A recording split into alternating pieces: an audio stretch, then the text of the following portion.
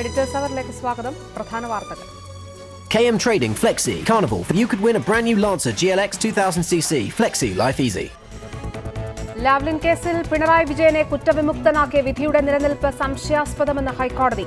സർക്കാർ ഉപഹർജിയിലെ ഉത്തരവിന്റെ പകർപ്പ് റിപ്പോർട്ടറിന്. കതിരൂർ മനോജ് വധക്കേസിൽ പി ജയരാജന്റെ മുൻകൂർ ജാമ്യാപേക്ഷ തലശ്ശേരി കോടതി തള്ളി. പ്രതിയല്ലാത്തതിനാൽ മുൻകൂർ ജാമ്യം അസാധ്യം. ഹൈദരാബാദ് സർവകലാശാലയിലെ ദളിത് വിദ്യാർത്ഥിയുടെ ആത്മഹത്യയിൽ രാജ്യമെങ്ങും പ്രതിഷേധാഗ്നി. രോഹിത്തിനെതിരെ നടപടിയെടുക്കാൻ കേന്ദ്രം സമ്മർദ്ദം ചെലുത്തിയതിന് തെളിവ് പുറത്ത്. ആത്മഹത്യയിൽ കേന്ദ്രമന്ത്രിക്കും പങ്കെന്ന് രാഹുൽ ഗാന്ധി. സോളാർ കമ്മീഷൻ ഇടക്കാല റിപ്പോർട്ട് സമർപ്പിക്കില്ല. അന്തിമ റിപ്പോർട്ട് ഏപ്രിൽ 27-നകം. അടുത്താഴ്ച ഹാജരാക്കാൻ സരിതയ്ക്ക് നിർദ്ദേശം. സരിതയെ ബിജു രാധാകൃഷ്ണന് വിസ്തരിക്കാം. സരിതയുടെ കത്ത് ഹാജരാക്കണമെന്നും നിർദ്ദേശം. ഹൈക്കോടതി വിമർശനത്തിന് പിന്നാലെ വിജിലൻസിനെതിരെ ആഞ്ഞടിച്ച് പ്രതിപക്ഷം. തട്ടിപ്പ് സംഘത്തെ പിരിച്ചുവിടണമെന്ന് VS. അയോഗ്യരുടെ ഭരണത്തിന്റെ ഫലമെന്ന് പിണറായി. വിമർശനം വിജിലൻസ് കക്ഷിയല്ലാത്ത കേസിലെന്ന് രമേശ് ചെന്നിത്തല. പ്രതികരിക്കാതെ മുഖ്യമന്ത്രി. സംസ്ഥാന സ്കൂൾ കലോത്സവത്തിന് തിരുവനന്തപുരത്ത് അരങ്ങുണർന്നു. സാംസ്കാരിക പൈതൃകം വിളിച്ചോതി വർണ്ണാഭമായ ഘോഷയാത്രയും. SNC ലാവ്ലിൻ കേസിൽ പിണറായി വിജയനെ കുറ്റവിമുക്തനാക്കിയ CBI കോടതി വിധിയുടെ നിലനിൽപ്പ് സംശയകരമാണെന്ന് ഹൈക്കോടതി. വിചാരണ കൂടാതെ പ്രതികളെ കുറ്റവിമുക്തരാക്കി എന്ന CBIയുടെ വാദം ശരിയാണെങ്കിൽ അതിൽ പൊതുതാൽപര്യമുണ്ടെന്നും കോടതി വ്യക്തമാക്കി. പൊതുതാൽപര്യമുള്ള ഹർജിയായതിനാൽ പ്രാധാന്യത്തോടെ വാദം കേൾക്കാൻ നിർദ്ദേശിക്കുകയാണ് എന്നും കോടതി അറിയിച്ചു. കഴിഞ്ഞ ദിവസം പുറപ്പെടുവിച്ച ഉത്തരവിന്റെ പകർപ്പ് പുറത്തുവന്നു. SNC ലാവ്ലിൻ കേസിൽ സർക്കാരിന്റെ ഉപഹർജി അംഗീകരിച്ചുകൊണ്ടുള്ള ഹൈക്കോടതി ഉത്തരവിലാണ് നിർണായക പരാമർശങ്ങളുള്ളത്. പിണറായി വിജയൻ ഉൾപ്പെടെയുള്ള പ്രതികളെ കുറ്റവിമുക്തരാക്കിക്കൊണ്ടുള്ള തിരുവനന്തപുരത്തെ പ്രത്യേക CBI കോടതി ഉത്തരവിന്റെ നിലനിൽപ്പ് സംശയാസ്പദമാണെന്ന് ഹൈക്കോടതി വ്യക്തമാക്കുന്നു. പൊതുഖജനാവിന് ഭാരിച്ച നഷ്ടമുണ്ടാക്കിയ കേസിൽ വിചാരണ കൂടാതെ പ്രതികളെ കുറ്റവിമുക്തരാക്കിയെന്നത് ശരിയാണെങ്കിൽ പൊതു താൽപര്യമുള്ള വിഷയമാണത്. ഇക്കാര്യത്തിൽ CBIയും സംസ്ഥാന സർക്കാരും പറയുന്ന കാര്യങ്ങളിൽ പ്രഥമദൃഷ്ട്യാ കഴമ്പുണ്ട്. 10-15 വർഷം പഴക്കമുള്ള അപ്പീലുകൾ ഹൈക്കോടതിയുടെ പരിഗണനയിലുണ്ട്. എന്നാൽ ഖജനാവും അതിന്റെ നഷ്ടവും സംബന്ധിച്ച പ്രശ്നമായതിനാൽ ഈ കേസിനും പ്രാധാന്യം കൊടുക്കാവുന്നതാണ്. കേസ് വേഗത്തിൽ കേട്ട് വിധി പറയുമെന്നും അതിൽ കാലതാമസം വരുത്താതെ നോക്കുമെന്നും ഉത്തരവിൽ വ്യക്തമാക്കിയിട്ടുണ്ട്. വിചാരണ കോടതി എല്ലാ അതിരുകളും ലംഘിച്ചുവെന്നാണ് സംസ്ഥാന സർക്കാരും CBIയും പറയുന്നത്. സുപ്രീം കോടതി പുറപ്പെടുവിച്ച മാർഗനിർദ്ദേശങ്ങൾ വിചാരണ കോടതി ജഡ്ജി അവഗണിച്ചതായും CBI ചൂണ്ടിക്കാട്ടുന്നു. അതിനാൽ ഈ വിഷയങ്ങളിൽ ആഴത്തിലുള്ള പരിശോധന ആവശ്യമാണെന്നും ജസ്റ്റിസ് P. ഉബൈദ് ഉത്തരവിൽ വ്യക്തമാക്കിയിട്ടുണ്ട്. റിപ്പോർട്ടർ, കൊച്ചി. സർക്കാരിന്റെ ഉപഹർജി അംഗീകരിച്ചുകൊണ്ടുള്ള ഹൈക്കോടതിയുടെ ഉത്തരവ് CPM-നെ ആശങ്കയിലാഴ്ത്തുന്നു. ചർച്ചയിൽ പങ്കെടുക്കുന്നത് ശ്രീ ഭാസുരേന്ദ്ര ബാബു തിരുവനന്തപുരം സ്റ്റുഡിയോയിൽ, കോൺഗ്രസ് നേതാവ് ശ്രീ T. സിദ്ദിഖ് കോഴിക്കോട് സ്റ്റുഡിയോയിൽ, ഹൈക്കോടതിയിലെ മുതിർന്ന അഭിഭാഷകൻ അഡ്വക്കേറ്റ് CP ഉദയഭാനു അദ്ദേഹവും ഈ ചർച്ചയിൽ പങ്കെടുക്കുന്നു. ആദ്യം ശ്രീ ഭാസുരേന്ദ്ര ബാബുവിലേക്ക്. ശ്രീ ഭാസുരേന്ദ്ര ബാബു, CBIയുടെയും സർക്കാരിൻ്റെയും സബ്മിഷനുകളിൽ കഴമ്പുണ്ട് എന്ന് താൻ ചിന്തിക്കുന്നു എന്നുള്ളതാണ് ഹൈക്കോടതി വിധി പകർപ്പിൽ ജഡ്ജി പറയുന്നത്. ആശങ്ക ഉണ്ടാക്കുന്നതാണോ വിധി പകർപ്പിലെ പുറത്തു വന്നിരിക്കുന്ന വിശദാംശങ്ങൾ?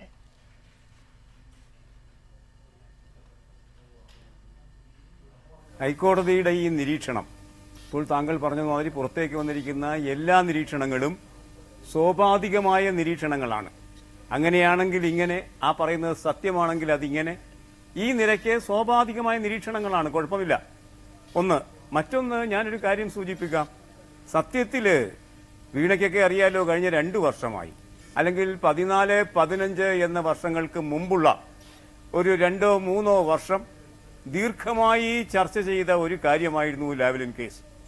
വളരെ ദീർഘമായി എന്താ പറയാ, നമ്മുടെ മാധ്യമങ്ങൾ അടക്കം അജണ്ട വെച്ച് സെറ്റ് ചെയ്ത് ചർച്ച ചെയ്തൊരു വിഷയമായിരുന്നു. അതിന്റെ വിശദാംശങ്ങളിലേക്ക് പോകാൻ ഞാൻ ലെവലേശം ആഗ്രഹിക്കുന്നില്ല ഇപ്പോൾ. കാര്യം അത്രത്തോളം ചാർവണ ചർവിതം നടത്തിക്കഴിഞ്ഞ ഒരു കേസ് തന്നെയാണ്. അത് പോകട്ടെ. പക്ഷെ അന്നൊക്കെ ഞങ്ങളെപ്പോലുള്ള ആൾക്കാർ എടുത്തിരുന്ന ഒരു നിലപാട് പറഞ്ഞോളൂ. അല്ല, താങ്കൾ പറഞ്ഞത് ശരിയാണ്. ചർവണമാണ്. പലതവണ, അനേകം തവണ ചർച്ച ചെയ്ത വിഷയമാണ്. ഇതിന്റെ മെറിറ്റ് സംബന്ധിച്ച് അനേകം ചർച്ചകൾ നടന്നിട്ടുണ്ട്. പക്ഷേ ഇത് സ്വാഭാവിക പരാമർശങ്ങൾ ആണെന്ന് മാത്രം കരുതുക ശരിയാണോ? ഞാൻ ചോദിക്കുന്നത്, ഈ CBI കോടതി വിധിയുടെ നിലനിൽപ്പ് ഡൗട്ട്ഫുള്ളാണ്, സംശയാസ്പദമാണ് എന്നുള്ളതാണ് കോടതി പറഞ്ഞിരിക്കുന്നത്. അതായത് ശ്രീ പിണറായി വിജയൻ ഉൾപ്പെടെയുള്ളവരെ വിടുവിച്ചുകൊണ്ടുള്ള കുറ്റവിമുക്തരാക്കിയ CBI കോടതിയുടെ ഉത്തരവിൽ സംശയമുണ്ട്. വിചാരണ കൂടാതെ അഴിമതി കേസുകളിൽ പ്രതികളെ വിട്ടയക്കുന്നതിന്റെ സാങ്കത്യത്തെക്കുറിച്ച് ഹൈക്കോടതി സംശയമുന്നയിക്കുന്നു. ശ്രീ ഭാസുരേന്ദ്ര ബാബു,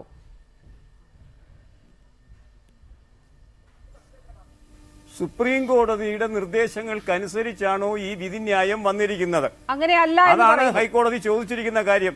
ശ്രീ ഉബൈദ് വളരെ പരിണിതപ്രജ്ഞനായ ഒരാളാണ്. അദ്ദേഹത്തിന് അക്കാര്യത്തിൽ പറ്റുകയൊന്നുമില്ല.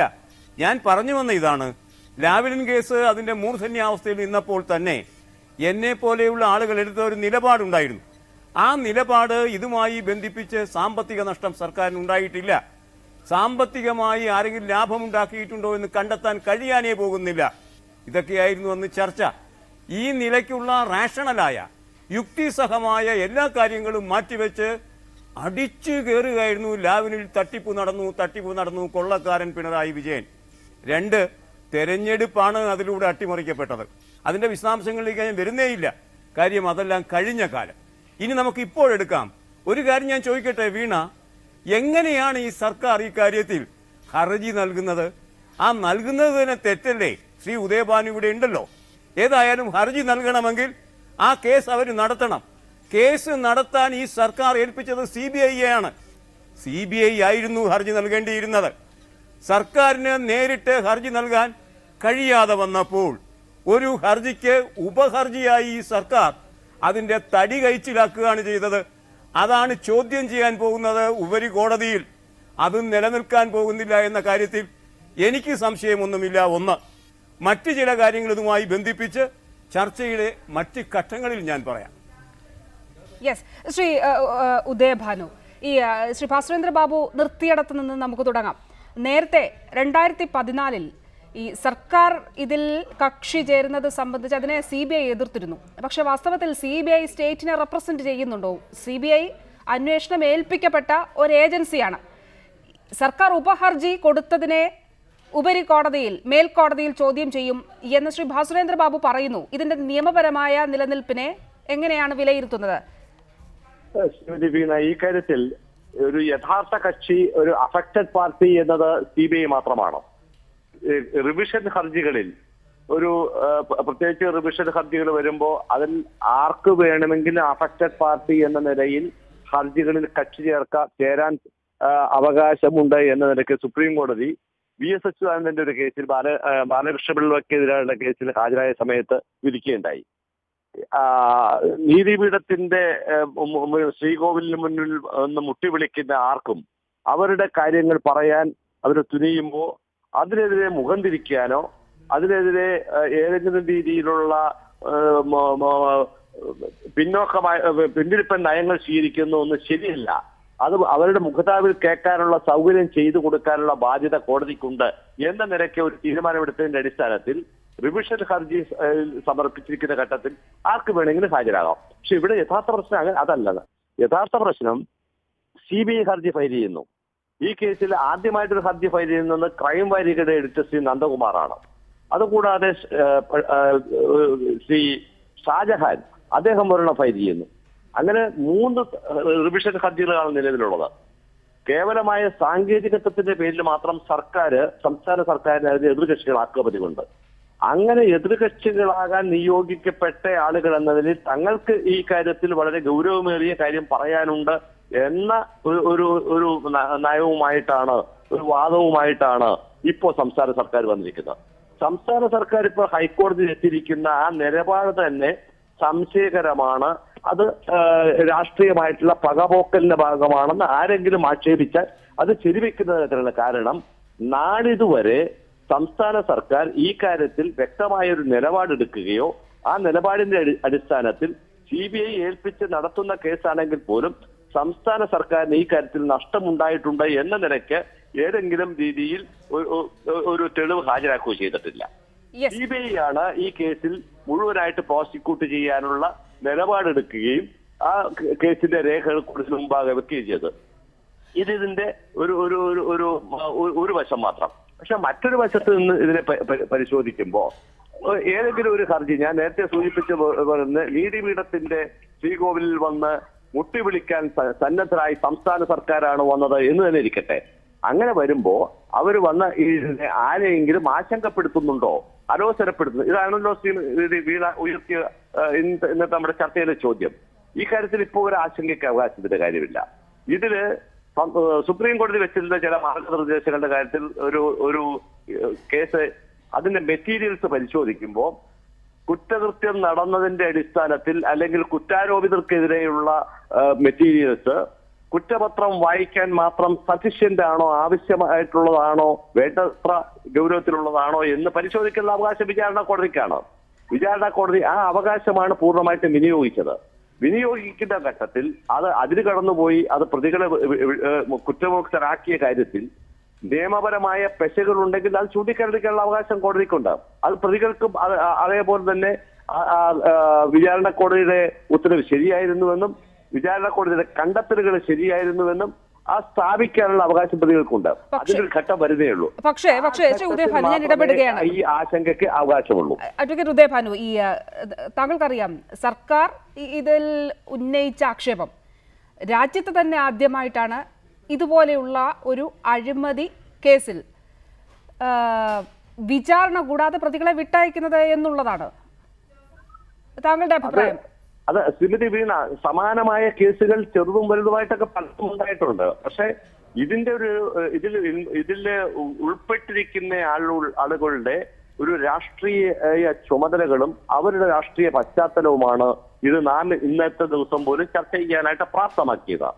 ആ നിലയ്ക്ക് പരിശോധിക്കുമ്പോൾ ശ്രീ പിണറായി വിജയൻ ഇതിലെ മുഖ്യപ്രതിയായിട്ട് വരുന്നു. ഒരു ഭരണകാലത്തുണ്ടായിരുന്ന മറ്റ് പവർ സെക്രട്ടറി അടക്കമുള്ള മറ്റ് ചില പ്രധാനപ്പെട്ട ഉദ്യോഗസ്ഥന്മാർ ഇതിന്റെ വളരെ പ്രധാനപ്പെട്ട പ്രതികളുടെ പട്ടികയിൽ വരുന്നുണ്ട്. അങ്ങനെ വരുമ്പോ ഇതിനൊരു രാഷ്ട്രീയ പ്രാധാന്യവും മറ്റു തരത്തിലുള്ള നിയമപരമായിട്ടുള്ള ചില പ്രാധാന്യവും എല്ലാം കൈവരുന്നുണ്ട്. അങ്ങനെ കൈവന്ന ഒരു കേസിൽ കോടതി ഗൗരവതരമായിട്ട് മുഴുവൻ മെറ്റീരിയൽസും പരിശോധിച്ചോ ഇല്ലയോ എന്നുള്ളതാണ് വിഷയം.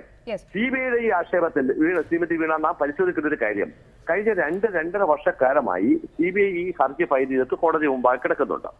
കോടതി മുമ്പാകെ ഇതിനു മുമ്പ് ഫയൽ ചെയ്ത എത്രയോ കേസുകൾ ഇതുപോലെ കിടക്കുന്നുണ്ടോ എന്നുള്ള വസ്തുത നമുക്കൊന്ന് തൽക്കാലം സൗകര്യപൂർവ്വം വിസ്മരിക്കാം. പക്ഷേ സിബിഐ സമർപ്പിച്ച ഹർജിയിൽ സിബിഐയുടെ ഭാഗത്തുനിന്നും ഈ കേസ് ഗൗരവതരമായ രീതിയിൽ സമയോചിതമായി എടുക്കുന്ന കാര്യത്തിൽ അക്ഷന്തവ്യമായിട്ടുള്ള ഒരു വീഴ്ച വന്നിട്ടുണ്ട് എന്ന് സമീപകാലത്ത് സംസ്ഥാന ഭരണ നേതൃത്വം ആക്ഷേപിക്കുന്നതിന് എന്തെങ്കിലും അടിസ്ഥാനം കയ്യിലുണ്ടോ? ഒരു രേഖയുമില്ല. ഏതെങ്കിലും തരത്തിൽ സംസ്ഥാന സർക്കാർ ഈ സിബിഐയോട് ആവശ്യപ്പെട്ടിട്ടുണ്ടോ ഈ കേസ് കരയെ കൂട്ടിയെടുക്കേണ്ടതാണ്? ഇതിനുള്ള മറുപടികളൊക്കെ താങ്കൾക്ക് പറയാം. ഈ 2 വർഷക്കാലം ശ്രീ ഉമ്മൻചാണ്ടി ഉറങ്ങുകയായിരുന്നോ എന്ന് CPIM ചോദിക്കുന്നു. ഇവിടെ ശ്രീ ഉദയഭാനു പറഞ്ഞത് താങ്കളും കേട്ട് കാണും. വിചാരണ കോടതിക്ക് ഇത് കുറ്റപത്രം വായിക്കണമോ എന്ന് തീരുമാനിക്കാം, ഇതിൽ വിചാരണ വേണമോ എന്ന് തീരുമാനിക്കാം. ഈ കേസിന്റെ മെറിറ്റ് സംബന്ധിച്ച് ആ കേസിന്റെ മുന്നോട്ടുള്ള പോക്ക് ഏത് വിധത്തിലായിരിക്കണം എന്നുള്ളത് വിചാരണ കോടതിക്ക് തീരുമാനിക്കാമെന്നിരിക്കെ സുപ്രീം കോടതിയുടെ ഗൈഡ് ലൈൻ അനുസരിച്ച് ഇത് വിചാരണ ചെയ്യേണ്ടതായിരുന്നു എന്നുള്ള വാദം ആ രീതിയിൽ നിലനിൽക്കുന്നതല്ല എന്ന് അഡ്വക്കേറ്റ് ഉദയഭാനു പറയുന്നു. ശ്രീ സിദ്ദിഖ്, സ്റ്റുഡിയോയിൽ എത്തിയിട്ടുണ്ട്, ഇവിടെ നിന്ന് സംസാരിച്ചാൽ മതിയെങ്കിൽ അങ്ങനെ. യെസ്, ഏതാനും നിമിഷങ്ങൾക്കുള്ളിൽ ഞാൻ താങ്കളിലേക്ക് തിരിച്ചു വരാം. ശ്രീ ഭാസുരേന്ദ്ര ബാബു, ഈ കോൺഗ്രസിൻ്റേത് അല്ലെങ്കിൽ UDF സർക്കാരിൻ്റേത് രാഷ്ട്രീയ ദുഷ്ടലാക്കാണ്, അല്ലെങ്കിൽ 2 വർഷത്തിന് ശേഷം ഒരു തിരഞ്ഞെടുപ്പിൻ്റെ പശ്ചാത്തലത്തിൽ മുന്നിൽ നിൽക്കുമ്പോൾ ഈ രീതിയിലൊരു ഏർലി ഹിയറിംഗ് ലാവ്ലിൻ കേസിൽ വേണം എന്ന് എന്തിന് സർക്കാർ പറയുന്നു? അഡ്വക്കേറ്റ് ഉദയഭാനു നേരത്തെ പറഞ്ഞതുപോലെ CBIയോട് നിങ്ങളുടെ ഭാഗത്ത് കേസ് നടത്തിപ്പിൽ വീഴ്ച ഉണ്ടായിട്ടുണ്ട് എന്ന് ഒരു കാലത്തും സർക്കാരിന് ആ രീതിയിലുള്ളൊരു ആക്ഷേപം ഉണ്ടായിട്ടില്ല. കോടതി തന്നെ പറയുന്നു ഇത് സംബന്ധിച്ച് ഇത്ര വർഷം നീണ്ട ഒരു കേസ് വിശദമായി പഠിക്കേണ്ടതുണ്ട് എന്ന് കോടതി പറയുന്നു. തീർപ്പ് കൽപ്പിക്കാത്ത ഒരുപാട് കേസുകൾ ഉണ്ട് താനും. പക്ഷെ ഒരു കാര്യം ശരിയാണ്, ഈ ജഡ്ജ്മെന്റിൽ ഉൾപ്പെടെ ഇപ്പോൾ പുറത്തു വന്നിരിക്കുന്ന കാര്യങ്ങൾ പൊതുസമൂഹം ചർച്ച ചെയ്യുന്നുണ്ട്. ഒരു പൊതു തെരഞ്ഞെടുപ്പിലേക്ക് പോകുമ്പോൾ ശ്രീ പിണറായി വിജയനും CPIMനും തീർച്ചയായിട്ടും അത് ദോഷം ചെയ്യും. ശ്രീ ഭാസുരേന്ദ്ര ബാബു അങ്ങനെ ചിന്തിക്കുന്നുണ്ടോ?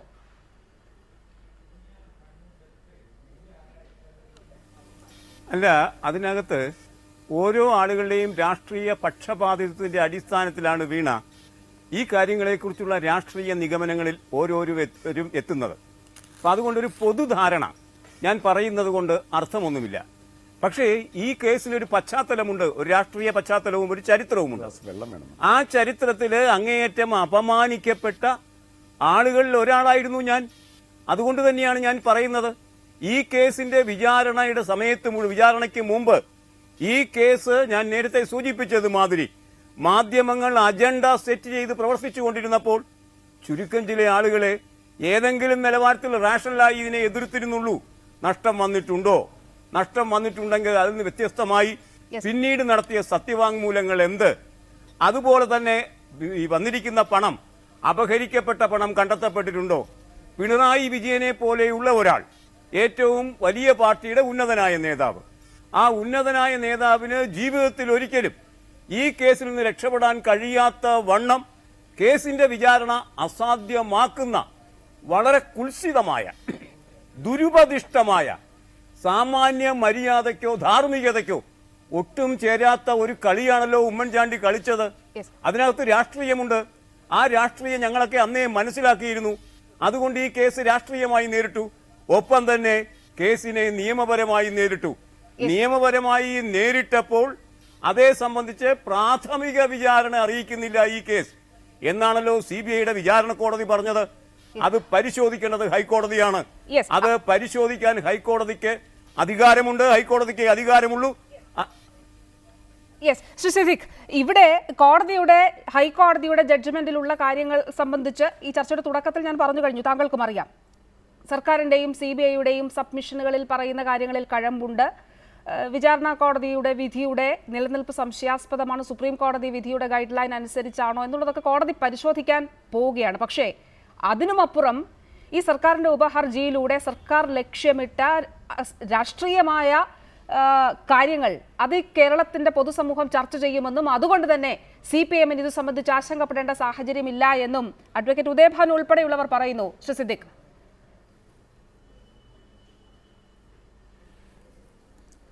അല്ല, ഇതിൽ CPM-ന്റെ ആശങ്കയോ പിണറായി വിജയന്റെ രാഷ്ട്രീയ ഭാവിയോ ഒന്നുമല്ല നമ്മുടെ ഇവിടെയുള്ള ഏറ്റവും പ്രധാനപ്പെട്ട പ്രശ്നം. ഇന്ത്യ രാജ്യത്ത് ഏറ്റവും പരമപ്രധാനമായി ഉയർന്നു വന്നതായ ഒരു കറപ്ഷൻ കേസാണ് ലാവ്ലിൻ കേസ്. ഈ ലാവ്ലിൻ കേസിൽ എൻ്റെ പ്രധാനപ്പെട്ട ചോദ്യം, ഈ ലാവ്ലിൻ കേസിൽ ശ്രീ പിണറായി വിജയൻ വിചാരണയ്ക്ക് വിധേയനായിട്ടുണ്ടോ? ഏറ്റവും പരമപ്രധാനമായ ചോദ്യം അതാണ്. ഒരു കറപ്ഷൻ കേസിൽ CBI അന്വേഷണത്തിൽ വളരെ കൃത്യമായി CBIയുടെ അന്വേഷണത്തിൻ്റെ റിപ്പോർട്ട് വീണ നിങ്ങളുടെ കയ്യിലുണ്ടാവും, വീണ വായിച്ചിട്ടുണ്ടാകും. ഇവിടെ ഉദയഭാനു വക്കീലിൻ്റെ അടുത്തുണ്ടാവും, ഭാസുരേന്ദ്ര ബാബുവിൻ്റെ അടുത്തുണ്ടാവും. ആ അന്വേഷണ റിപ്പോർട്ടിൽ അക്കമിട്ട് നിരത്തി പിണറായി വിജയന്റെ ഇൻവോൾവ്മെന്റും സ്റ്റേറ്റിന് വന്ന നഷ്ടവും കേരളത്തിലെ പൊതുജനങ്ങൾക്കുണ്ടായിട്ടുള്ള നഷ്ടവും എല്ലാം കൃത്യമായി അക്കമിട്ട് നിരത്തി പറഞ്ഞിട്ടുണ്ട്. ആ കേസിൽ ശ്രീ പിണറായി വിജയൻ വിചാരണയ്ക്ക് വിധേയനായിട്ടുണ്ടോ? അതാണ് ഒന്നാമത്തെ ചോദ്യം. രണ്ടാമത്തെ ഒരു പ്രധാനപ്പെട്ട കാര്യം, പിണറായി വിജയൻ വിചാരണയ്ക്ക് ഒരു കേസിൽ പ്രതി ചേർക്കപ്പെടാനുള്ളതായിരിക്കുന്ന ഗ്രൗണ്ട് കൃത്യമായുള്ള ഒരു അന്വേഷണ ഏജൻസി കണ്ടെത്തിയതായിരിക്കുന്ന ഒരു കേസിൽ പിണറായി വിജയന് എക്സെപ്ഷൻ കൊടുക്കാൻ പറ്റുമോ? പിണറായി വിജയൻ ജുഡീഷ്യൽ എക്സെപ്ഷൻ കൊടുക്കാനുള്ളതായിരിക്കുന്ന ഒരു പ്രത്യേകമായിട്ടുള്ള വ്യക്തിത്വം ഉള്ളതായിരിക്കുന്ന ആളാണോ? മൂന്നാമത് ഒരു പ്രധാനപ്പെട്ട കാര്യം, എങ്ങനെ ഇതിൽ വന്നിരിക്കുന്ന നിരവധി ക്രമക്കേടുകൾ അക്കമിട്ട് നിരത്തിക്കൊണ്ട് ചോദിക്കുന്നു. ഒന്ന്, പള്ളിവാസൽ ചെങ്കുളം പന്നിയാർ PSP വൈദ്യുതി നിലയത്തിന്റെ നവീകരണത്തിന്റെ കരാർ എങ്ങനെയാണ് ടെൻഡർ വിളിക്കാതെ SNC ലാവലിംഗ് കമ്പനിക്ക് എന്തുകൊണ്ടാണ് കൊടുത്തത്? മറുപടി പറയണ്ടേ? ഇവർ മറുപടി പറയണം. കൺസൾട്ടൻസി കരാറായിരുന്നത് എങ്ങനെ സപ്ലൈ കരാറായി ഗ്ലോബൽ ടെൻഡർ വിളിക്കാതെ ലാവലിംഗ് കമ്പനിക്ക് കൊടുത്തു? രണ്ടാമത്തെ അടുത്ത ചോദ്യം, നേര്യമംഗലത്ത് 1 മെഗാവാട്ട് വൈദ്യുതി ഉൽപ്പാദിപ്പിക്കാൻ ചെലവാക്കപ്പെടുന്നതായിരിക്കുന്ന തുക കുറ്റ്യാടി അഡീഷണൽ എക്സ്റ്റൻഷൻ പദ്ധതിയിൽ 1 മെഗാവാട്ട് വൈദ്യുതി ഉൽപ്പാദിപ്പിക്കാൻ ചെലവാക്കപ്പെടുന്ന തുക അറൌണ്ട് 1 CR ആണ്. പക്ഷേ പള്ളിവാസൽ PSP പദ്ധതിയിലൂടെ കടന്നു വരുമ്പോൾ അത് 3 കോടിയുടെ കൂടുതലാണ്. ഒരു മെഗാവാട്ട് വൈദ്യുതി, ഒരു യൂണിറ്റ് വൈദ്യുതി അധികം കിട്ടിയിട്ടുണ്ടോ ഈ നവീകരണത്തിലൂടെ? ഞാൻ അടുത്തത് ചോദിക്കുന്നു, ഈ PSP പദ്ധതി പള്ളിവാസൽ ചെങ്കുളം പന്നിയാർ വൈദ്യുതി നിലയത്തിന്റെ നവീകരണ കരാർ ലാവലിംഗ് കമ്പനിയെ ഏൽപ്പിച്ചാൽ തിരിച്ച് മലബാറിൽ ഒരു ക്യാൻസർ സെന്റർ സ്ഥാപിക്കാൻ സൗകര്യം ചെയ്തു തരാം. എന്റെ പ്രധാനപ്പെട്ട ചോദ്യം, PSP നവീകരണ കരാർ ലാവലിംഗ് കമ്പനിയെ ഏൽപ്പിച്ചതിന് ശേഷവും മലബാർ ക്യാൻസർ സെന്ററിന് ലാവലിംഗ് കമ്പനി തരാം എന്ന് പറഞ്ഞതായ 100 കോടി രൂപ കിട്ടിയോ? Shri Siddique, state bank of ഇന്ത്യയുടെ ശ്രീ സിദ്ദിഖ് 300 രൂപ കൊടുത്തൊരു അക്കൗണ്ട് ഉണ്ടാക്കിയിട്ടുണ്ട് തലശ്ശേരിയിൽ. ശ്രീ സിദ്ദിഖ്, ആ താങ്കൾ അക്കൗണ്ടിൽ 300 അല്ലാതെ ഒരു നയാ പൈസ വന്നിട്ടുണ്ടോ? ശ്രീ സിദ്ദിഖ്, താങ്കൾ ഈ മൂന്നാം ചോദ്യത്തിന് ശേഷം പറഞ്ഞത് ഈ കേസിന്റെ മെറിറ്റുമായി ബന്ധപ്പെട്ട കാര്യങ്ങളാണ് ഒരുപാട് തവണ ചർച്ച ചെയ്തിട്ടുള്ളതാണ്. ആദ്യം താങ്കൾ പറഞ്ഞ കാര്യം വിചാരണ ചെയ്തിട്ടുണ്ടോ എന്ന ചോദ്യത്തിന് വിചാരണ ചെയ്യേണ്ടതില്ല എന്ന് വിചാരണ കോടതിക്ക് തോന്നിയിരിക്കാം. അതാണ് ഇപ്പോൾ ഹൈക്കോടതിയിൽ ചലഞ്ച് ചെയ്തിരിക്കുന്നത്. അത് നിയമപരമായി പോകേണ്ട കാര്യങ്ങളാണ്. രണ്ടാമത്തെ കാര്യം, പിണറായി വിജയന്റെ വ്യക്തിത്വം കൊണ്ടാണ് അദ്ദേഹത്തെ വിചാരണ ചെയ്യാതെ വിട്ടയച്ചതെന്ന് താങ്കളും ജഡ്ജ്മെന്റ് കണ്ടിട്ടുണ്ട് CBI കോടതിയുടെ. ആ രീതിയിലല്ല.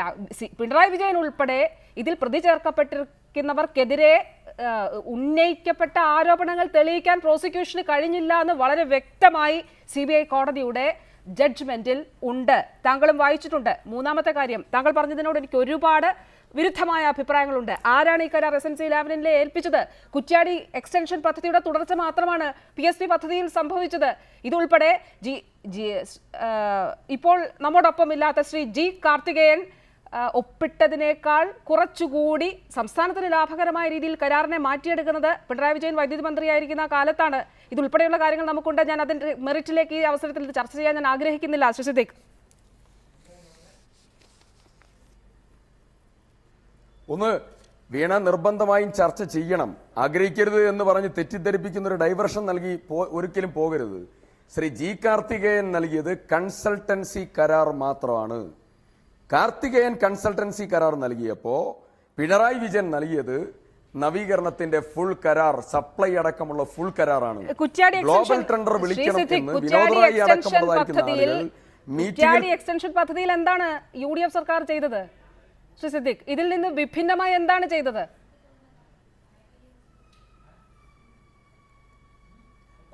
കുറ്റ്യാടി എക്സ്റ്റൻഷൻ പദ്ധതിയിൽ ചെയ്തതുപോലെയല്ല PSP പദ്ധതിയിൽ ചെയ്തിട്ടുള്ളത്. ഓരോ കാര്യങ്ങൾ അക്കമിട്ട് നിരത്തി പറഞ്ഞുതരാ. രണ്ടാമത്തെ കാര്യം, ഇവിടെ ഒരു പ്രധാനപ്പെട്ട ചോദ്യം വീണ ചോദിച്ചല്ലോ. വിചാരണ ചെയ്യാൻ പോലും ഈ കേസ് നിലനിൽക്കില്ല. ആരാ പറഞ്ഞത്? CBI കോടതി പറഞ്ഞു. CBI കോടതി പറഞ്ഞപ്പോൾ CBI എന്താ ചെയ്തേ? CBI ചെയ്തത്, ഇത് CBI കോടതിയുടെ നിഗമനം സമ്പൂർണമായി തെറ്റാണ്. ഇത് കേസിന്റെ മെറിറ്റിലേക്ക് പോയിട്ടില്ല. ഓരോ കാര്യങ്ങൾ അക്കമിട്ട് നിരത്തി പറഞ്ഞുകൊണ്ടാണ് CBI ഇതിൽ റിവിഷൻ പെറ്റീഷൻ ഫയൽ ചെയ്തിരിക്കുന്നത്, അപ്പീൽ കൊടുത്തിരിക്കുന്നത്. അവിടെ നന്ദകുമാർ അപ്പീൽ കൊടുത്തു, CBI അപ്പീൽ കൊടുത്തു. അവിടെ ആ അപ്പീൽ 2.5 കൊല്ലമായി പെൻഡിംഗ് ആണ്. CBI കോടതിയുടെ വിചാരണ കോടതി എടുത്തിരിക്കുന്ന നടപടി തെറ്റാണ് എന്ന് അക്കമിട്ട് നിരത്തി ഹൈക്കോടതിയിൽ CBI തന്നെ പറയുന്നു. അവിടെയാണ് ഏറ്റവും പ്രധാനപ്പെട്ട കാര്യം. അന്വേഷണ ഏജൻസി തന്നെ പറയുന്നു. CBIയുടെ ഭാഗത്ത് അന്വേഷണ ഏജൻസി പറയുമ്പോ സ്വാഭാവികമായി അവിടെ വിധേയനാകണ്ടേ? പെറ്റീഷൻ ഫയൽ ചെയ്തതുമായി ബന്ധപ്പെട്ട് തന്നെ ഇരിക്കട്ടെ, CBIയുടെ ഭാഗത്ത് തെറ്റില്ല എന്ന് താങ്കളും സമ്മതിക്കുന്നു. സർക്കാരിനും ആ രീതിയിലുള്ള ആക്ഷേപമില്ല. പിന്നെ എന്തിനിപ്പോൾ ഉപഹർജി എന്നുള്ളതാണ്. എന്തിനൊരു ഏർലി ഹിയറിംഗ് ഈ സർക്കാർ ആവശ്യപ്പെട്ടു എന്നുള്ളതാണ്. ശ്രീ സിദ്ദിഖ്, ഒന്ന്, സ്റ്റേറ്റ് എക്സ്ചക്കറിന് 374.5 കോടി രൂപയുടെ നഷ്ടം എന്നുള്ളതായിരിക്കുന്ന കൺട്രോളർ ആൻഡ് ഓഡിറ്റർ പ്രിൻസിപ്പൽ CAGയുടെ കണ്ടെത്തലുമായി ബന്ധപ്പെട്ടതായിരിക്കുന്ന ഏറ്റവും പരമപ്രധാനമായ കേസാണ്. കേരളത്തിലെ ജനങ്ങളുടെ, നികുതിദായകരുടെ പണമാണിവിടെ. മലബാർ ക്യാൻസർ സെന്ററിന് കൊടുക്കാം എന്ന് പറഞ്ഞത് ഇവർക്ക് അപ്പുറത്ത് കരാർ കൊടുത്തതിന്റെ അടിസ്ഥാനത്തിലാണ്. അവിടെയും കിട്ടിയിട്ടില്ല. ഇവിടെ ഒരു യൂണിറ്റ് വൈദ്യുതിയും കിട്ടിയിട്ടില്ല. ഇവിടെ ഒരു മെഗാവാട്ട് വൈദ്യുതിക്ക് അധികം കൊടുക്കേണ്ടി വരുന്നത് 2 കോടിയിലധികം രൂപയാണ്. ഈ രീതിയിൽ പ്രകടമായി അഴിമതി നടന്നിട്ടുള്ള ഈ കേസിൽ 2.5 കൊല്ലമായി വിചാരണ നടന്നിട്ടില്ല. ഒരു കോടതിയിലും പിണറായി വിജയൻ വിചാരണ ചെയ്യപ്പെട്ടിട്ടില്ല. ഞാൻ ചോദിക്കുന്നു, വിചാരണ ചെയ്യപ്പെടേണ്ടേ? അപ്പോ വൈകിയത് തെറ്റാണോ? 2.5 കൊല്ലക്കാലം വൈകിയതാണോ തെറ്റ്? ആ 2.5 കൊല്ലത്തിന് ശേഷം ആ തെറ്റ് റെക്ടിഫൈ ചെയ്യാൻ സർക്കാർ എടുത്ത നടപടിയെ തെറ്റെന്ന് പറയാൻ പറ്റുമോ? ഹൈക്കോടതി അങ്ങനെയെങ്കിൽ ഹൈക്കോടതിയുടെ വിധി പകർപ്പിൽ പറഞ്ഞിരിക്കുന്നത് ഈ സർക്കാരിന്റെ സബ്മിഷനിൽ ഉൾപ്പെടെയുള്ള കാര്യങ്ങളിൽ കാതലായ ചില കാര്യങ്ങൾ ഉണ്ടെന്ന് നിരീക്ഷിക്കുന്നു എന്ന് ആണ്. ഈ ലാവ്ലിൻ കേസ് വീണ്ടും ഈ രീതിയിൽ പുനരുജ്ജീവിക്കപ്പെടുമ്പോൾ താങ്കൾ എങ്ങനെ ഇതിന്റെ നിയമപരമായ വശങ്ങളെ നോക്കിക്കാണും?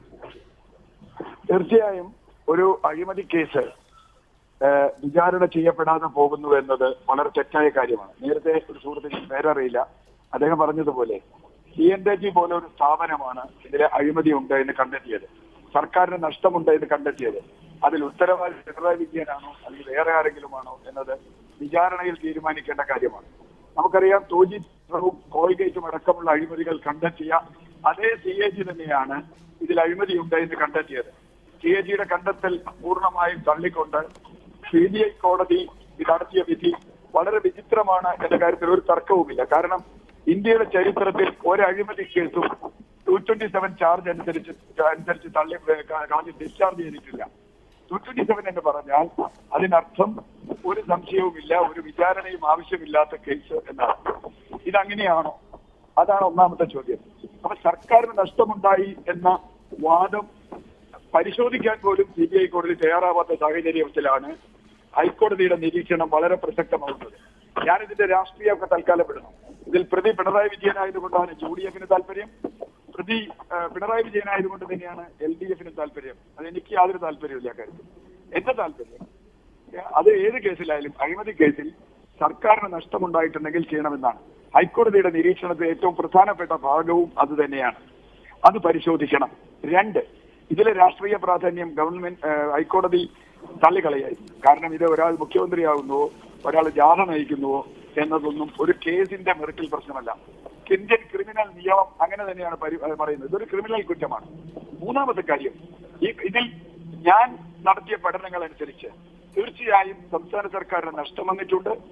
മാത്രവുമല്ല അതിൽ വളരെ കൃത്യമായി അന്നത്തെ മന്ത്രി എന്ന നിലയിൽ ശ്രീ പിണറായി വിജയന് പങ്കുണ്ട് എന്ന് തന്നെയാണ് എന്റെ നിഗമനം. അതിന് കാരണങ്ങൾ പലതാണ്.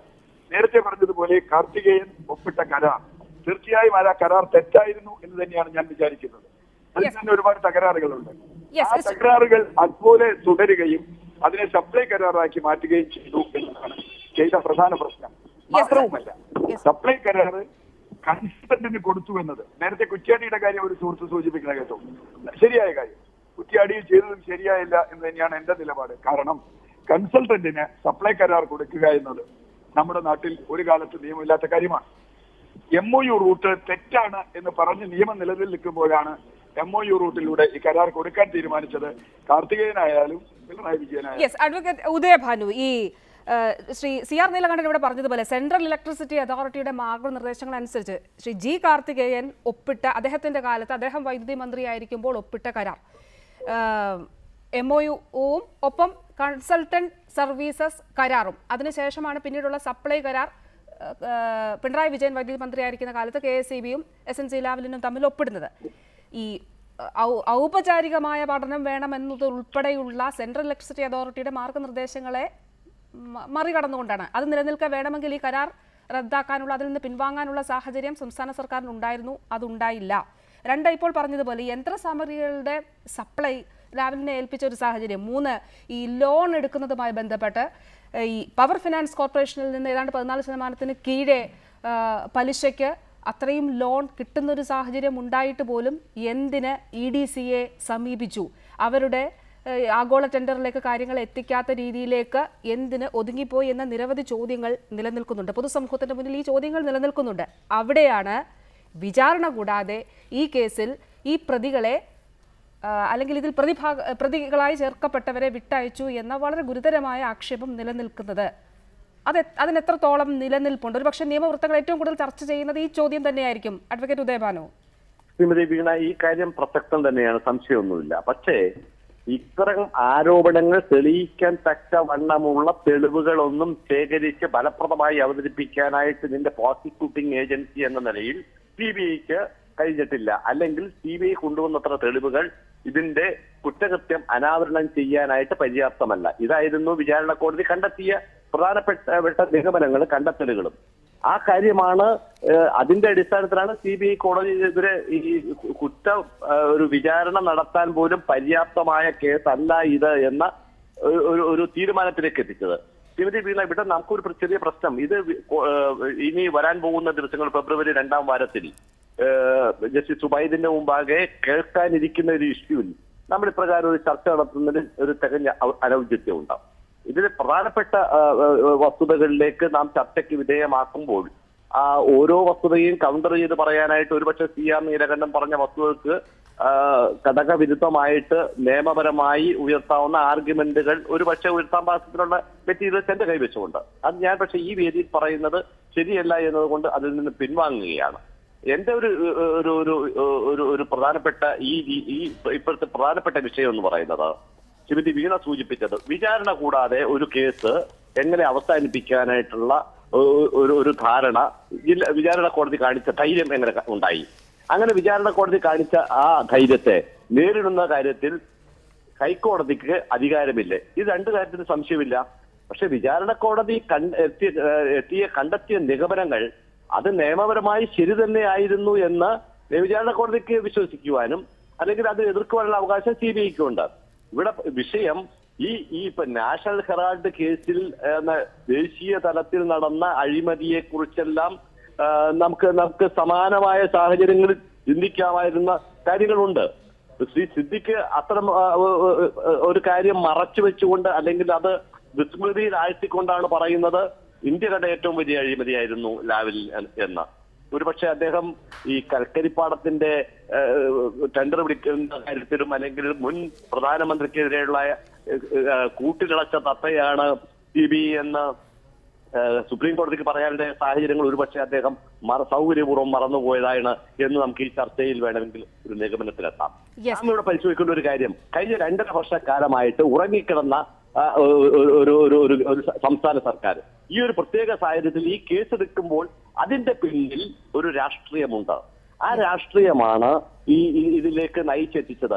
ഇവിടെ കോടതിയിൽ കേസ് വരട്ടെ, ഫലപ്രദമായ രീതിയിൽ ഈ കേസിനെ നേരിടാൻ തക്കവണ്ണം പിണറായി വിജയനും അദ്ദേഹത്തിന്റെ ആളുകൾക്കും കെൽപ്പുണ്ടാകും, അവർ നേരിടും. അതിന്റെ വിചാരണ നടക്കട്ടെ. അതിൽ അവർക്ക് ഭയമുള്ളതായിട്ടൊന്നും നമ്മൾ ആരും കേട്ടിട്ടില്ല. അത് വിഷയം അവിടെയല്ല.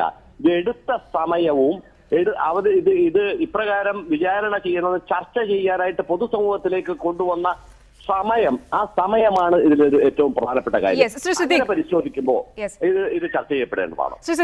ശ്രീ ജി കാർത്തികേയൻ നിയമസഭയുടെ രേഖകളിലുണ്ട്. അദ്ദേഹം തന്നെ പറഞ്ഞത് താങ്കൾക്കറിയാം. ഈ ആഗോള ടെൻഡർ എന്തുകൊണ്ട് വിളിച്ചില്ല എന്ന് ചോദിച്ചപ്പോൾ PSP പദ്ധതിയിൽ ഉൾപ്പെടെ, കുറ്റ്യാടി എക്സ്റ്റൻഷൻ പദ്ധതിയിൽ ഉൾപ്പെടെ MOUയുടെ മാനദണ്ഡങ്ങൾ അനുസരിച്ച് അത്തരത്തിൽ ആഗോള ടെൻഡർ വിളിക്കാൻ ലോണിന് സംബന്ധിച്ച വായ്പ സംബന്ധിച്ച ധാരണ പ്രകാരം അത്തരത്തിലുള്ള ആഗോള ടെൻഡർ വിളിക്കാൻ സാധിക്കുമായിരുന്നില്ല എന്ന് പറഞ്ഞത് ജി കാർത്തികേയൻ തന്നെയാണ്. നിയമസഭയുടെ രേഖകളിലും ഉണ്ട്, താങ്കൾക്ക് പരിശോധിക്കാവുന്നതാണ്. ഞാൻ പറയുന്നത് ഇവിടെ വിചാരണ കോടതി തെളിവുകളില്ല എന്ന് കൃത്യമായി അക്കമിട്ട് നിരത്തിക്കൊണ്ട് തന്നെയാണ് ഇക്കാര്യത്തിൽ പിണറായി വിജയൻ ഉൾപ്പെടെയുള്ളവരെ വിട്ടയച്ചത്. ഇവിടെ ചോദ്യം ചെയ്യപ്പെടുന്നത് തീർച്ചയായും ഈ സമയത്ത് സർക്കാർ ഇതുമായി, ലാവ്ലിനാണ് ഏറ്റവും അവസാന ആയുധം. നിയമസഭാ തെരഞ്ഞെടുപ്പിലേക്ക് സംസ്ഥാനം നീങ്ങുമ്പോൾ ലാവ്ലിനെ ആശ്രയിക്കേണ്ട ഗതികേട് UDFന് ഉണ്ടാകുന്നു. ശ്രീ സിദ്ദിഖ്, ഒന്ന്, ഞങ്ങൾക്ക് ലാവ്ലിനെ ആശ്രയിക്കേണ്ട ഒരു ഗതികേടും ഞങ്ങൾക്കില്ല. ഞങ്ങൾ ചെയ്ത ഒരു വൻ വികസന പദ്ധതിയുടെ ട്രാക്ക് റെക്കോർഡ് ഞങ്ങൾക്കുണ്ട്. ഞങ്ങൾ കണ്ണൂർ എയർപോർട്ടുണ്ട്, കൊച്ചിൻ മെട്രോയുണ്ട്, ഞങ്ങൾ സ്മാർട്ട് സിറ്റി ഉദ്ഘാടനം ചെയ്യാൻ പോകുന്നു, വിഴിഞ്ഞം പോർട്ടുണ്ട്. ഞങ്ങളുടെ ഒരു സീരീസ് ഓഫ് സുരക്ഷാ പദ്ധതികൾ ഞങ്ങൾ കേരളത്തിലുണ്ട്. ഞങ്ങൾ കോക്ലിയർ ഇംപ്ലന്റേഷൻ ഉണ്ട്, ഞങ്ങൾക്ക് കാരുണ്യ ബെനവലന്റ് സ്കീമുണ്ട്, മുഖ്യമന്ത്രിയുടെ ദുരിതാശ്വാസ ഫണ്ടുണ്ട്. ഞങ്ങൾ പെൻഷൻ നേരെ ഇരട്ടിയാക്കി വർദ്ധിപ്പിച്ച ഗവൺമെന്റാണ്. സീറോ ലാൻഡ് എസ്റ്റേറ്റ് പദ്ധതി നടപ്പിലാക്കിയതാണ്. ഞങ്ങൾ 9 പുതിയ മെഡിക്കൽ കോളേജുകൾ ആരംഭിക്കാൻ പോകുന്ന തീർത്ത ഗവൺമെന്റാണ്. 12 താലൂക്ക് രൂപീകരിച്ച ഗവൺമെന്റാണ്. ഞങ്ങൾ കേരളത്തിൽ ഏറ്റവും കൂടുതൽ PSC നിയമനം കൊടുത്ത ഗവൺമെന്റാണ്. ഞങ്ങൾ ബാറുകൾ പൂട്ടിയ ഗവൺമെന്റാണ്.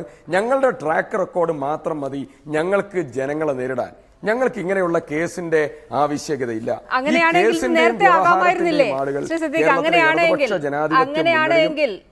2014 ഈ ഇത്തരത്തിൽ സർക്കാരിന് മൂവ് ചെയ്യുമായിരുന്നില്ലേ? ഈ നിയമസഭാ തെരഞ്ഞെടുപ്പ് വരുന്നതിന് തൊട്ട് മുൻപ് ലാവ്ലിനുമായി കോടതിയെ സമീപിക്കേണ്ടത് ഉണ്ടായിരുന്നോ ശ്രീ സിദ്ദിഖ്?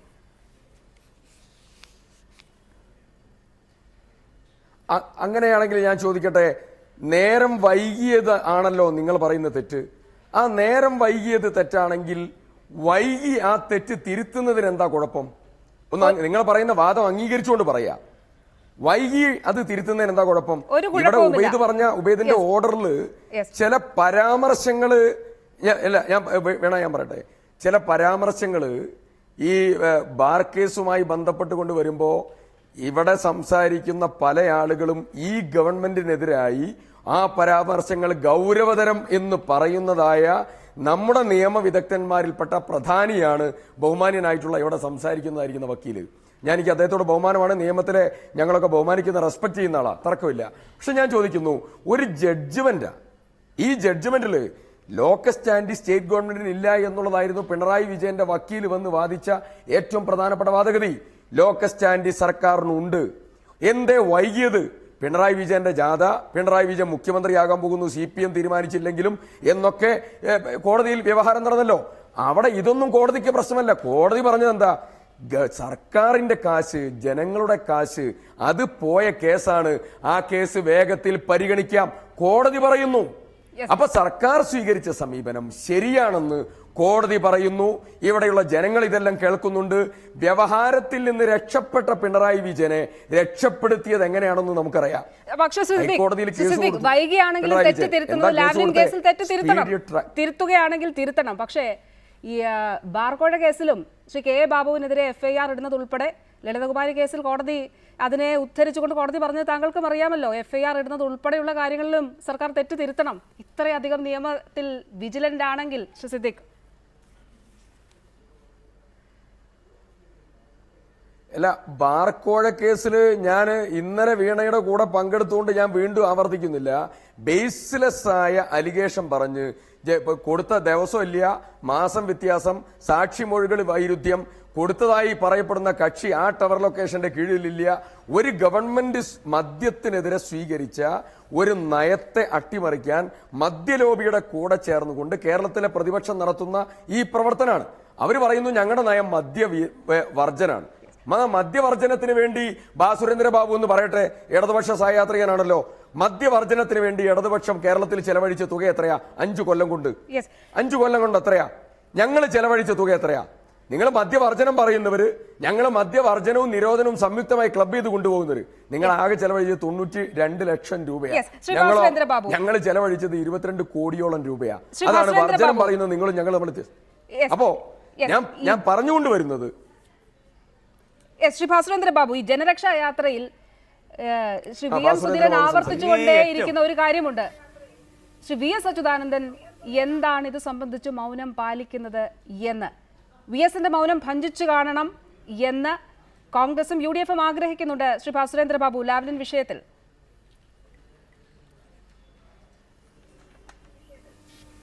അല്ല, അതിലേക്ക് ഞാൻ വരാം.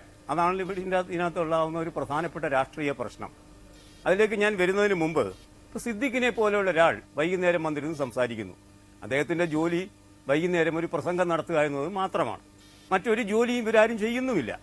അപ്പോൾ ആ പ്രസംഗം നടത്തുന്നുള്ള സൗകര്യമായ ഒരു സ്ഥലം ഈ ചർച്ചാ വേദിയിലേക്ക് എത്തും. അങ്ങനെ എത്തിയിട്ട് അങ്ങ് പ്രസംഗം തുടങ്ങുകയാണ്. ഒരുതരം വിരേചനം. ആരും ശ്രദ്ധിക്കില്ല സിദ്ദിഖ്. കാരണം ഇത് നമ്മൾ സംസാരിച്ച് കഴിഞ്ഞതാണ് ഈ വിഷയത്തിൽ. ഒന്ന്. രണ്ടാമത്തെ കാര്യം, ഒരു വിഷയത്തെക്കുറിച്ച് റിവിഷൻ വരുമ്പോൾ, റിവൈസ് ചെയ്യുമ്പോൾ സാമാന്യ മര്യാദ വേണ്ടേ താങ്കൾക്ക്? അതിനു മുമ്പുണ്ടായിരുന്ന കോടതിയുടെ നിലപാട്, ആ നിലപാടിന്റെ അടിസ്ഥാനത്തിലാണ് സിദ്ദിഖ് താങ്കൾ നിയമം പഠിച്ചതല്ലേ, അതനുസരിച്ച് വേണം പ്രവർത്തിക്കാൻ. ഇതിനു മുമ്പ് നമുക്കറിയാമല്ലോ, ഞാൻ ആദ്യമേ സൂചിപ്പിച്ചു ഇതിനകത്ത്, വീണ ഞാൻ ആദ്യം പറയുകയുണ്ടായി, മാധ്യമങ്ങൾ അതിനകത്ത് കൃത്യമായി അജണ്ട സെറ്റ് ചെയ്തു, രാഷ്ട്രീയ പ്രതിയോഗികൾ അജണ്ട സെറ്റ് ചെയ്തു, CPMന്റെ വിഭാഗീയത അജണ്ട സെറ്റ് ചെയ്തു. ഇതൊക്കെ ഉണ്ടായിരുന്നു. അന്നൊക്കെ മാധ്യമങ്ങൾക്ക് ഇങ്ങനെ സംസാരിക്കാം. വീണയ്ക്ക് ഇങ്ങനെ നിരുത്തരവാദപരമായി സംസാരിച്ചുകൂടാ വീണ. കാരണം അന്ന് ഒരു കോടതി വിധിയില്ല. ഇപ്പോൾ ലാവ്ലിനെ സംബന്ധിച്ച് മനസ്സിലാക്കുക, വിചാരണ കോടതി നിലപാടെടുത്ത് കഴിഞ്ഞിരിക്കുന്നു. ആ വിചാരണ കോടതിയുടെ അപ്പേലേറ്റ് കോടതിയിലാണ് ഇപ്പോൾ കാര്യങ്ങൾ നിൽക്കുന്നത്. നിങ്ങൾ ഇപ്പോഴും ആ വിചാരണ കോടതിക്ക് മുമ്പുള്ള പ്രീ ട്രയൽ കോർട്ടിന്റെ സ്പേസിൽ വിഡ്ഢിത്തങ്ങൾ വിളമ്പിക്കൊണ്ടിരിക്കുകയാണ്. സമയം പോക്കാണിത്. അതിന് സിദ്ദിഖിന് സമയമുണ്ടാകും, കേൾക്കാൻ മലയാളികൾക്ക് സമയമുണ്ടാകില്ല. പോകട്ടെ, അതങ്ങനെ ചെയ്തുകൊണ്ടേയിരിക്കും സിദ്ദിഖ്. ശരിക്കും ബുദ്ധഭിക്ഷു മണിയടിച്ചുകൊണ്ടേയിരിക്കും. വേറൊന്നും അയാൾക്ക് ചെയ്യാനില്ല. ഇനി ഞാൻ ഇതിലേക്ക് വരാം. ഇതിലേക്ക് വരുമ്പോൾ എന്താണ്, ഇപ്പോൾ ശരിക്കും പറഞ്ഞാൽ ഒരു ലീഗൽ സ്ക്രൂട്ടിനി കഴിഞ്ഞിരിക്കുന്നു ഈ കേസിൽ. ആ ലീഗൽ സ്ക്രൂട്ടിനി പ്രാഥമിക വിചാരണയ്ക്ക് യോഗ്യമല്ല എന്നെത്തിയിരിക്കുന്നു. പ്രാഥമിക വിചാരണയ്ക്ക് യോഗ്യമല്ല എന്ന് കീഴ്ക്കോടതി വിധി എടുത്താൽ ആ വിധിയും കൊണ്ട് CBI ഉയർന്ന കോടതിയിലേക്ക് പോവുക സ്വാഭാവികം. ആ കോടതിയിലാണ് ഇത് പുനഃപരിശോധിക്കപ്പെടേണ്ടത്.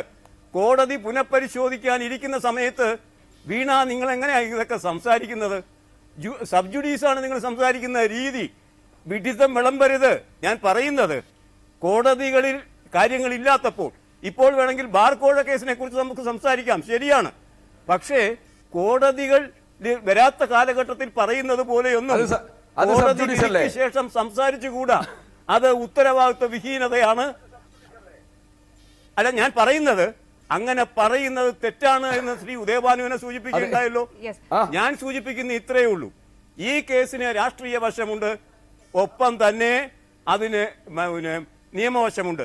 രാഷ്ട്രീയ വശത്തെ സംബന്ധിച്ച് ഈ കേസിന്റെ ചരിത്രമെടുത്താൽ 2006 മുതൽ CBIക്ക് വിടുന്നത് മുതലുള്ള ചരിത്രം പരിശോധിച്ചാൽ കൃത്യമായും ഒരു വൈരനിര്യാതന ബുദ്ധി ഇതിന്റെ പിന്നിലുണ്ട്. പിന്നെ CPMനകത്തുള്ള വിഭാഗീയതയുമായി ബന്ധപ്പെട്ട അനുചിതമായ ഇടപെടലുകളുണ്ട്. അതൊക്കെ രാഷ്ട്രീയമാണ് ഇതിന്റെ. അത് നമുക്ക് സംസാരിക്കാം. മറിച്ച് നിയമപരമായാണ് സംസാരിക്കുന്നത്. വിചാരണ കോടതി എടുത്ത സമീപനത്തിൽ നിന്ന് ആരംഭിക്കാം. ഈ ലാവ്ലിൻ കേസിൽ CBI കോടതിയുടെ വിധി പ്രസ്താവനത്തിന് ഏതാനും ദിവസങ്ങൾക്ക് മുൻപ് വരെ ശ്രീ VS അച്യുതാനന്ദൻ ഇതൊരു അഴിമതി കേസ് തന്നെയാണെന്ന് പറഞ്ഞുകൊണ്ടിരുന്ന വ്യക്തിയാണ്. വിധി പ്രസ്താവത്തെ അദ്ദേഹം സ്വാഗതം ചെയ്യുകയും ചെയ്തു. പക്ഷെ ഇപ്പോൾ 2 വർഷങ്ങൾക്ക് 2.5 വർഷങ്ങൾക്ക് ഇപ്പുറം വീണ്ടും ഈ കേസ് ഹൈക്കോടതിയിൽ സജീവമാകുമ്പോൾ അദ്ദേഹത്തിന്റെ നിലപാട് എന്ത് എന്നുള്ളത് ആകാംക്ഷയോടെ ഉറ്റുനോക്കപ്പെടുന്ന കാര്യമാണ്. അത് സുധീരൻ ചോദിക്കുന്നതിന് പിന്നിൽ രാഷ്ട്രീയമുണ്ടെന്നുള്ളതിൽ തർക്കമില്ല. പക്ഷെ അത് CPMനെ ആശങ്കപ്പെടുത്തുന്നുണ്ടോ? അതിലെ ഒരു വിഭാഗത്തെ ആശങ്കപ്പെടുത്തുന്നുണ്ടോ ശ്രീ ഭാസുരേന്ദ്ര ബാബു? അല്ല, അതിനകത്ത് അറിയാവുന്നത് വെച്ച് പറയുകയാണെങ്കിൽ കീഴ്ക്കോടതിയുടെ നിരീക്ഷണം വരികയും ഇവരൊക്കെ കുറ്റവിമുക്തരാക്കപ്പെടുകയും ചെയ്തതിനു ശേഷം ഈ കോടതി വിധിയെ ഞാൻ അംഗീകരിക്കുന്നു എന്ന് VS അച്യുതാനന്ദൻ പറഞ്ഞു കഴിഞ്ഞ കാര്യമാണ്. എങ്കിൽ പോലും ഈ പ്രശ്നത്തെക്കുറിച്ച് പരിശോധിക്കുക വീണ. ഫെബ്രുവരിയിൽ ഈ കേസ് വീണ്ടും പരിശോധനയ്ക്ക് വരും. 10-11 വർഷം പഴക്കമുള്ള കേസുകളുടെ ഇടയിൽ ഇത് വളരെ പെട്ടെന്ന് ഒന്നാം സ്ഥാനത്തേക്കൊന്നും വരാൻ പോകുന്നു എന്ന മൗഢ്യമൊന്നും ആരും വെച്ച് പുലർത്തണ്ട. മറിച്ച് ഫെബ്രുവരി, മാർച്ച്, ഏപ്രിൽ മാസങ്ങളിൽ ഇത് നമുക്ക് ചർച്ച ചെയ്യാവുന്ന വിഷയമായി മാറും. അങ്ങനെ ചർച്ച ചെയ്യുന്ന വിഷയത്തിന്റെ കാലഘട്ടത്തിൽ ഒരുപക്ഷെ CPIMന്റെ വിഭാഗീയത പോലും ഇതിൽ പ്രതിഫലിച്ചുകൂടായികയില്ല. അതൊക്കെ വരും കാലഘട്ടത്തിന്റെ രാഷ്ട്രീയമാണ്, നിയമപരമായ കാര്യങ്ങളല്ല ഞാൻ പറയുന്നത്, രാഷ്ട്രീയമായ കാര്യങ്ങളാണ്.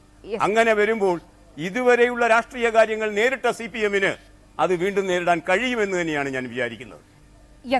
അവസാനമായി സുസിദ്ദീഖ്, ബാർക്കോഴ കേസ് ചർച്ച ചെയ്യുമ്പോൾ അത് കോടതിയെ ലക്ഷ്യമാവില്ല, ഇത് കോടതിയെ ലക്ഷ്യമാകുമെന്ന് ശ്രീ ഭാസുരേന്ദ്ര ബാബു പറയുന്നത് മനസ്സിലാക്കാം. പക്ഷേ വിചാരണ കോടതിക്ക് ബോധ്യമായ കാര്യങ്ങളിന്മേൽ പ്രസ്താവിച്ച വിധിയെ ചോദ്യം ചെയ്തുകൊണ്ട് സമർപ്പിച്ചിരിക്കുന്നതാണ് ഇപ്പോൾ സമർപ്പിക്കപ്പെട്ട റിവിഷൻ പെറ്റീഷനുകൾ. അതിലിപ്പോൾ സർക്കാരും കക്ഷി ചേർന്നിരിക്കുകയാണ്. പക്ഷേ ഒരു കാര്യം ഏതായാലും സത്യമാണ്, ഇത് സംബന്ധിച്ചിട്ടുള്ള കോൺഗ്രസ് ആഗ്രഹിക്കുന്നത് പോലെ ഈ കേസിന്റെ മെറിറ്റ് സംബന്ധിച്ച ഒരു വാദപ്രതിവാദം ഇനി കേരളത്തിൽ ഉണ്ടാകില്ല എന്നുള്ളതാണ് CPIM വിശ്വസിക്കുന്നത്. അത് ഏറെക്കുറെ ശരിയാണ് താനും. താങ്കളുടെ വാക്കുകളോടെ ചർച്ച അവസാനിപ്പിക്കാം ശ്രീ സിദ്ദീഖ്.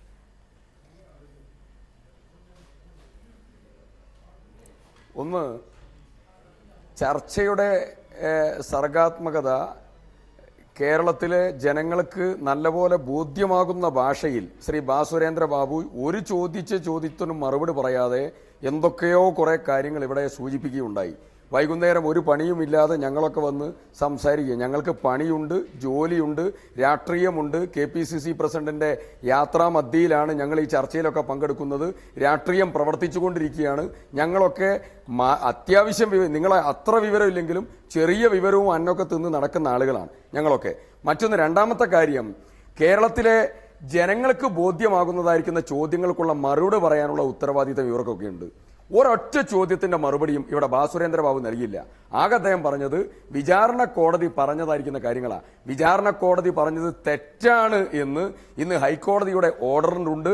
വിചാരണ കോടതി പറഞ്ഞത് തെറ്റാണെന്ന് അന്വേഷണത്തിന് വിചാരണ കോടതി പറഞ്ഞത് തെറ്റാണെന്ന് പറഞ്ഞിട്ടില്ല. ഇത് സംബന്ധിച്ചിട്ടുള്ള കാര്യങ്ങൾ പരിശോധിക്കാമെന്ന് മാത്രമേ പറഞ്ഞിട്ടുള്ളൂ. ശ്രീ സിദ്ദിഖ്. അല്ല തെറ്റാണെന്ന് ഞാൻ തിരുത്തു ഞാൻ പറയുന്നു, തെറ്റാണെന്നല്ല ഇവിടെ പറഞ്ഞിട്ടുള്ളത്. there are some substance in the argument of Director General of Prosecution. 1. 2. വിചാരണ കോടതി എക്സീഡ് ചെയ്ത് പ്രവർത്തിച്ചു എന്നുള്ളതായിരിക്കുന്ന കാര്യങ്ങളൊക്കെയാണ് DGP director general of prosecution പറഞ്ഞിട്ടുള്ളത്. അതിനെ ഉപോത്ബലകമായിട്ട് തന്നെയാണ് ഈ ഓർഡറിൽ ചൂണ്ടിക്കാണിച്ചിട്ടുള്ളതും. അതാണ് ഞാൻ പറഞ്ഞതിന്റെ സാങ്കത്യം. പിന്നെ മറ്റൊരു പ്രധാനപ്പെട്ട കാര്യം, ഇവിടെ ബാസുരേന്ദ്ര ബാബുവും ഇടതുപക്ഷവും ഒക്കെ പൊതുമേഖലയുടെ ആളുകളാണല്ലോ. അത് പരിശോധിക്കണമെന്ന് മാത്രമാണ് പറഞ്ഞത്. ഇത് അത് പരിശോധിക്കാൻ നിങ്ങൾ വിടുന്നില്ലല്ലോ. ലിമിറ്റഡ് ബെല്ല് നടത്തണമെന്ന് പറഞ്ഞല്ലോ. ESP ചെങ്കുളം പന്നിയാർ വൈദ്യുതി നിലയത്തിന്റെ നവീകരണം. ഈ എന്ത് നിങ്ങൾ പൊതുമേഖലാ സ്ഥാപനത്തെ ഞാൻ നിങ്ങൾ പറയുമ്പോ കാര്യം പറയുമ്പോ ഞാൻ കേട്ടിരുന്ന ആളാ. ഞാൻ കേട്ടിരുന്ന ആളാ. നിങ്ങൾ പ്രയാസപ്പെടല്ലേ. എന്റെ ചോദ്യം പൊതുമേഖലയെ സ്വീകരിക്കുന്ന CPIM ബെല്ലിനെ വിട്ട് എന്തുകൊണ്ട് ലാവലിലേക്ക് പോയി? അവിടെയൊക്കെ കൃത്യമായ താല്പര്യമുണ്ട്, അവിടെയൊക്കെ അജണ്ടയുണ്ട്, അവിടെയൊക്കെ കൃത്യമായിട്ടുള്ള താല്പര്യങ്ങളുണ്ട്. CBIയുടെ അന്വേഷണ റിപ്പോർട്ട് ബാസുരേന്ദ്ര ബാബു വായിച്ചിരുന്നുവെങ്കിൽ എനിക്ക് മറുപടി പറയാനുണ്ട്. കുറ്റ്യാടി അഡീഷണൽ എക്സ്റ്റൻഷൻ പദ്ധതിയിൽ ആരാണ് ഇത് ബെല്ലിനെ ഏൽപ്പിച്ചത്? ഇതൊക്കെ ഇതിനുള്ള മറുപടിയൊക്കെ നമുക്ക് ചർച്ച ചെയ്യാം. പക്ഷെ അതല്ല ഇവിടെ വിഷയം. താങ്കൾക്ക് എന്തെങ്കിലും പറയാനുണ്ടെങ്കിൽ വളരെ പെട്ടെന്ന് ശ്രീ സിദ്ദിഖ്.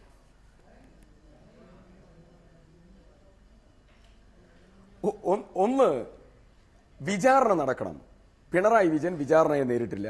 ആ വിചാരണ നിയമപരമായി നടക്കേണ്ടത് കേരളത്തിലെ ജനങ്ങൾക്ക് മുമ്പിൽ ഒരു സ്ക്രൂട്ടണിക്ക് വിധേയമാകുന്നത് CPIMന്റെ പ്രധാനപ്പെട്ട നേതാവായ പിണറായി വിജയനെ സംബന്ധിച്ച് നല്ലതാണ്.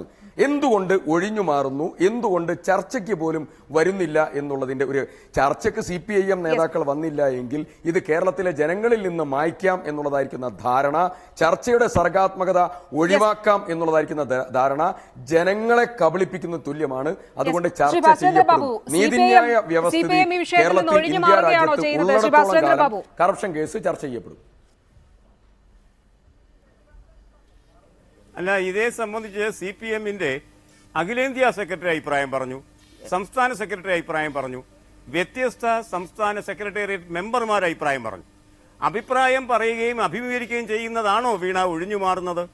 പ്രശ്നം അതൊന്നുമല്ല. ഇതിനെ സംബന്ധിച്ചൊരു ഹിഡൻ അജണ്ടയുണ്ട്. ആ അജണ്ടയ്ക്ക് നിന്നു കൊടുക്കാൻ ഇവരാരും തയ്യാറല്ല. ജയിക്കാൻ നിർവാഹമില്ലാത്ത UDF അവസാന ഒരു വിശകലനത്തിൽ എടുത്തുകൊണ്ടുവരുന്ന ജീവൻ കൊടുക്കാൻ കഴിയാത്ത പഴയ ഒരു അപവാദത്തിന്റെ ശവശരീരമാണിത്. അതിന് ഒരു ശവശരീരത്തിന് ജീവൻ കൊടുക്കാം എന്ന് സിദ്ദിഖ് ആഗ്രഹിക്കുന്നു. നടക്കട്ടെ സിദ്ദിഖിന്റെ ആഗ്രഹം. നന്ദി അഡ്വക്കേറ്റ് ഉദയ ഭാനു, നന്ദി CR നീലകണ്ഠൻ ഈ ചർച്ചയിൽ പങ്കെടുത്തതിന്. റിറ്റസോർ പൂർണ്ണമാകുന്നു. നമസ്കാരം.